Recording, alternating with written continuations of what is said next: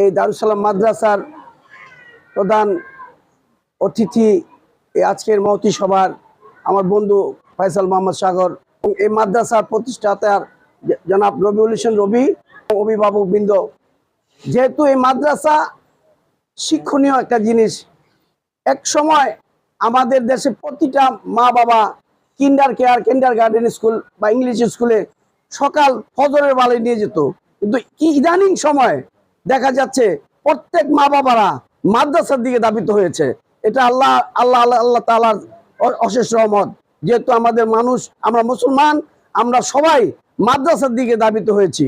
যেহেতু এখানে আধা ঘন্টা, 1 ঘন্টা বা 2 ঘন্টা আমাদের ওস্তাদজিরা শিক্ষা দেয়, এই শিক্ষণীয়গুলি আপনারা পরবর্তীতে বাড়িতে নিয়ে ঠিক মতো চর্চা করতে হবে এবং ঠিক মতো হাতে করে দিতে হবে এবং বুঝাতে হবে তোমার মাস্টাররা কিন্তু তোমার এই পড়াগুলি আগামীকাল নিবে, তাই তোমার পড়াগুলো এখানে শেষ করতে হবে। এইভাবে আমি চিন্তা করি প্রত্যেকটা অভিভাবক যদি, মা বাবা যদি এই বাচ্চাদের উপর ভালো করে খেয়াল দেয়, তাহলে বাচ্চারা সুশিক্ষিত হবে এবং ধার্মিক হবে।